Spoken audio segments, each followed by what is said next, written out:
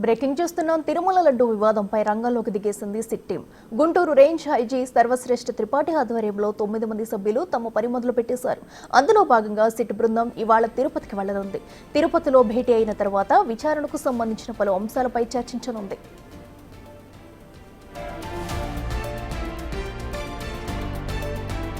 YCP ప్రభుత్వ హయాంలో తిరుమలకు నెయ్యిని ఎక్కడెక్కడ నుంచి కొనుగోలు చేశారు, టెండర్లు ఎవరెవరికి ఇచ్చారు, ఆ కంపెనీల లావాదేవీలేంటి, దీని వెనుక ఎవరు కీలక పాత్ర పోషించారు, ఇలా రకరకాల విషయాలు వెలుగులోకి రానున్నాయి. ఇదే అంశానికి సంబంధించి మరింత సమాచారం మా ప్రతినిధి దామోదర్ లైవ్ లో అందిస్తారు. దామోదర్, చెప్పండి. అయితే ప్రస్తుతం ఏపీలో ప్రధానంగా కీలకంగా ఉన్న సమస్య అయితే తిరుమల తిరుపతిలో లడ్డు కల్తీ వ్యవహారం అయితే మరి దీనికి సంబంధించి కూడా విచారణ చేపట్టేందుకైతే సిట్ బృందం ఈ రోజు నుంచి రంగంలోకి దిగనుంది. మరి ఈ సిట్ బృందం నేపథ్యంలో ఎలాంటి విషయాలు బయటకు వచ్చే అవకాశం ఉందంటారు? డీటెయిల్స్ ఏంటి?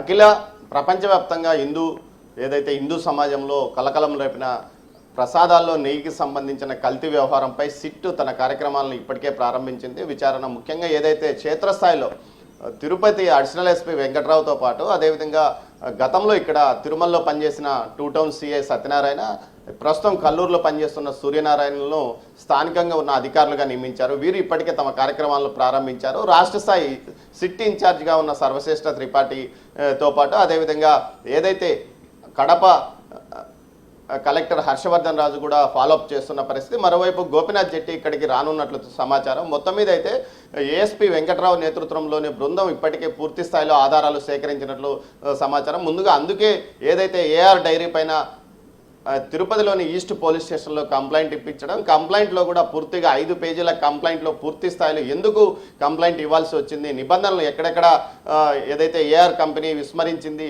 నిబంధనలకు వ్యతిరేకంగా నెయ్యి ఏ విధంగా సరఫరా చేసింది అన్న అంశాలను కూడా 5 పేజీల కంప్లైంట్లో పొందుపరిచారు. ఈ నేపథ్యంలో ఆ కంప్లైంట్లోని అంశాలతో పాటు నెయ్యికి సంబంధించిన కొనుగోలు, అదేవిధంగా లడ్డూ ప్రసాదానికి వినియోగించే ఇతర వస్తువుల యొక్క కొనుగోలులో జరిగిన అక్రమాలపైనే పూర్తి స్థాయిలో విచారణ కొనసాగే అవకాశం ఉంది. ముఖ్యంగా ఏఆర్ డైరీ నేరుగా సరఫరా చేసిందా, ఏఆర్ డైరీ యొక్క టెండర్ను ఇతర కంపెనీలు వినియోగించుకున్నాయా, స్థానికంగా ఉన్న ఏదైతే నెల్లూరుకు సంబంధించిన ఓ ప్రైవేట్ డైరీ కంపెనీ నుంచి నేరుగా నెయ్యి సరఫరా అయినట్టు తెలుస్తుంది.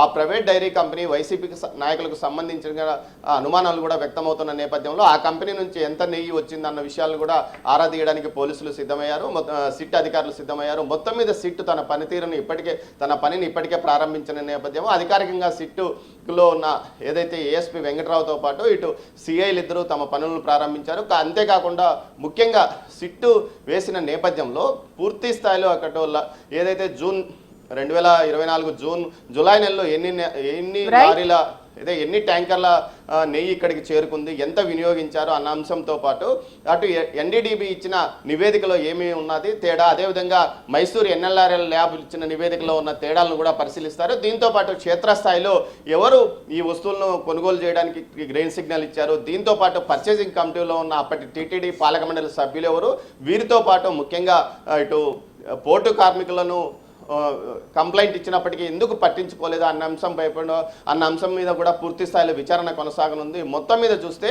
సిట్ తన విచారణను ఇప్పటికే ప్రారంభించింది. అంటే పూర్తి స్థాయిలో ఇక్కడికి ఉన్నతాధికారులు చేరుకున్న తర్వాత మొత్తం సిట్ బృందంతో సమావేశమై అసలు ఎక్కడ ఎలాంటి విచారణ చేపట్టాలి అన్న అంశం మీదనే సిట్ దర్యాప్తు ముందుకు కొనసాగే అవకాశం ఉంది. Akhila. Right Damodar, thank you.